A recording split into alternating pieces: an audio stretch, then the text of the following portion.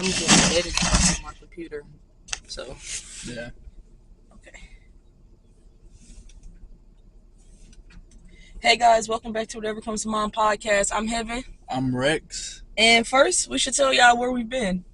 Um, Well, we've been graduated. We've been graduated. We've been outside. We've been out that mud. Yeah, outside of Metro. You know what I'm saying? Ironically enough, we are outside of Metro. We're outside of Metro right now. We're back at the old stomping grounds. And I knew we was back to our old selves because we got stopped by the train. I mean, and we twice, got canes. And we got canes. We just getting back into it. And we saw a homeless person. Nobody fighting, but just homeless people. Normal STL stuff. Normal St. Louis. So, y'all know on the Wherever Comes to Mind podcast, we like to spread awareness. So, I'm going to talk to y'all about Project 2025. Project 2025 is an initiative by the Heritage Foundation aimed at preparing a comprehensive plan for conservative governance in anticipation of the 2025 presidential election. Which means if Donald Trump will win the election, then this is the plan they're trying to follow through. The project involves creating a policy agenda identifying key personnel, developing strategies to implement conservative policies effectively if Donald wins the presidency. It seeks to ensure a smooth transition and the immediate execution of conservative priorities across various sectors of government. The Heritage Foundation collaborates with other conservative organizations and experts to develop this extensive blueprint. Some of the critiques of Project 2025 are that it promotes a highly conservative agenda and that could potentially alienate portions of the American populace who do not share those views. The environmental advocates worry that the project could lead to deregulation and the weakening of environmental protections. They believe that the project's economic policies may favor the wealthy and large corporations, potentially increasing economic inequality. The deregulation of tax policy will widen the gap between the rich and poor. And they worry that Project 2025 could also undermine public education.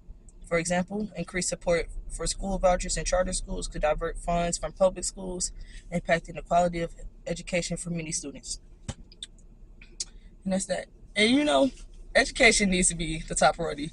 Bill Clinton is an American terrorist. Yeah. No child left behind. Hey, bro.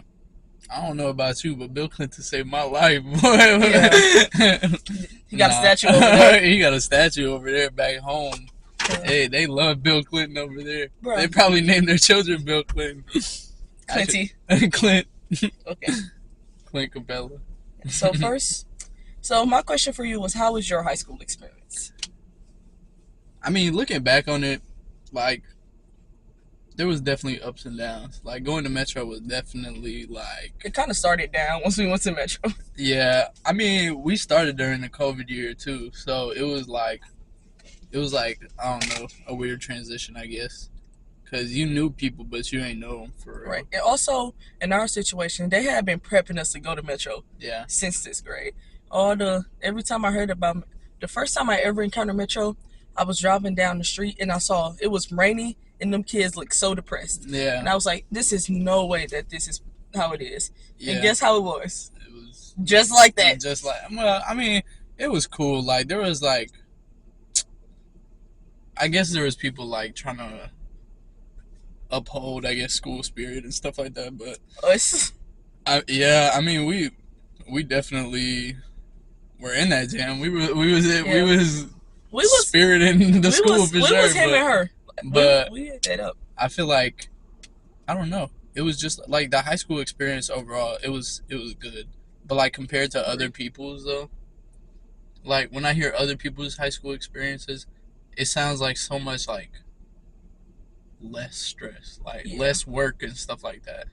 But I also like that we had more work because I feel it just instills values into you. You know? It was never a chance to be lazy. Yeah. I was getting assignments before the first day of school. Day off. I was getting assignments on my day off, bro.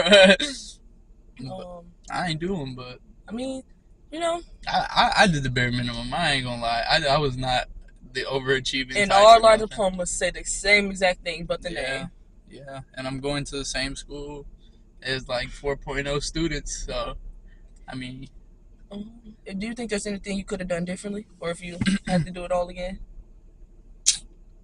Low key. I mean, there's certain there's certain things like I feel like I would have friend tried. I groups would have and tried stuff like harder on online I freshman school. yeah, I feel like I think there was like certain like classes that I definitely didn't really put my best foot forward in, you know. So I think there was like not like I didn't allocate my time properly with like school and stuff like that. So like I started off bad, and then it was hard to like recover from that. You know what I mean?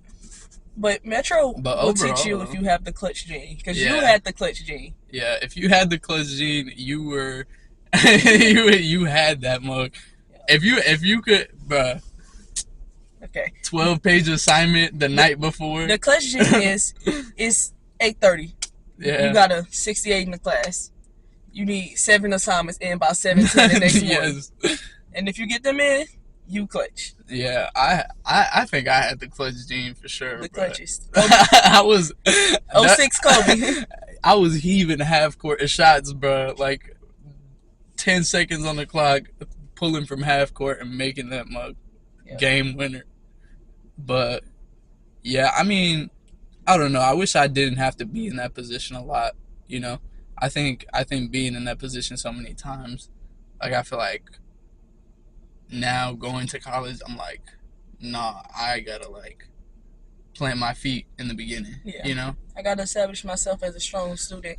Because even though in high school it only gets harder, but in college it only gets harder. Yeah, yeah. I And they don't mean, have no momentum for yeah. you to fall. But If like, you if if you you fail, you're going to have to pay for it. yeah, you're gonna have to actually pay for Yeah. it. But I mean, I don't know. We about to see how clutch my jeans really are in college. Let's see if we really got that mug like that or not. I mean, overall though, like I think high school was just like it was fun, you know. Yeah. Like even though there was like definitely bad times, like staying up literally all night going to school with zero sleep and stuff like that. Yeah. I don't think it was like Like, I it could. was definitely an It experience. was an experience that I was glad to have. Like, well, me personally, I always tried to. If I couldn't come to school with a smile on my face, I was gonna have one during the day talking to my friends, or I was leaving with one. Yeah. And especially 10th grade. 10th grade was that. 10th grade was just joy, Yeah. I don't joy if I could relive 10th grade one more and time, I'd do lollygagging. it. Yeah. I feel like what was 10th grade? 10th grade was like we did so much stuff in 10th grade though.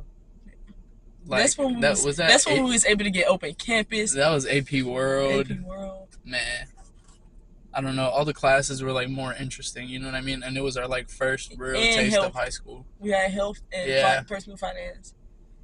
Man, man. I also think the reason I was just grateful to have the friend group that I had and the bonds that we did, and like the way our personalities meshed. Yeah, I think Because a friend group with like 5 out of the 7 all have dominant personalities. yeah. That's I mean, I think it's just like all of us are like different. You know what I mean? Like similar experiences but different. yeah. You know? And I think it's good that we have like some type of diversity and stuff like that in our friend group instead of like other friend groups where it's like Everybody look the same, talk everybody the looks the same, same. Yeah. walk the same. Like group leader. Group leader. There is no group leader, you know. Sometimes they ain't even no group. It ain't even no group. It's just like whatever. But yeah, I think we were just like blessed with that type of stuff, you know. And we also worked for it. And I think a part of the reason why I had so much fun was in Metro, if you want to, you can get the chance to know every single person. Yeah. Even though I say that, and it still feel like every day a new freshman spawned out of nowhere. Yeah.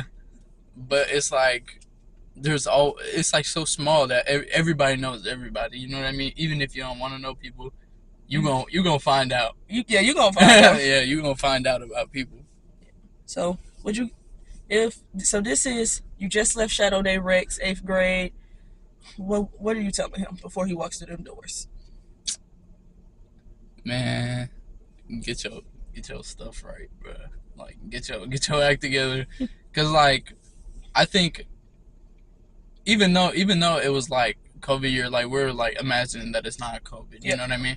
It's like As we actually seeing them seniors and juniors every day. the way that I was as a freshman.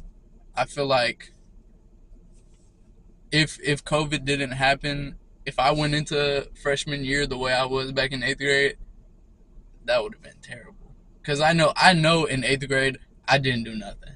You know, like I was like really really slacking. I got more memories of nothing doing than stuff doing in eighth grade. I Yeah, remember staying after school to do the projects, and the teacher left the class, and the class left the class. tearing the class up. Like Yeah, it wasn't. it There was was nothing. Like it was just like so much. nothing but Yeah, drama. yeah. It was nothing but drama. Like all you could. All you could do was be for somebody. That's so real. I feel like in middle school we had so much time to just do nothing that it's like, Too much nothing. yeah, it's too much nothing, so people get bored and start beefing with each other. You know? Yeah, all the beef was so pointless. Yeah, yeah. I Pointless mean, like a circle. Hey, since I graduated, I've been having wisdom. At work, I told this boy he needs to stop lying or his tongue gonna fall out. And I was like, after I said that to him, I was like, no, it's not. no, bro. I feel like I've been like noticing myself with like dad qualities, like laying down on the bed like this with my legs crossed and my arms on my chest. I be, I be sitting like this, Yeah, cross-legged, and yeah. observing the kids. I just been feeling old, like telling like the other day my What cousin. is a skibbity toilet Oh, me, or a bro. butler too? Yeah. Dude, that stuff is so dumb. But like my sister was telling me she was going out like with my cousin. My cousin, I used to take her to school every day and stuff like that. And she telling me she's going to like get food with my cousin. I'm like, who's driving? She's like, she is. And I'm like calling them on the way there. I'm like, hey, are you guys okay? Like making sure they're cool and stuff. Like I don't know. It's like my parents. Okay. You know when you little, well, you were the big brother, so this always was your experience. But I was when me and my siblings was little, and this was before my brothers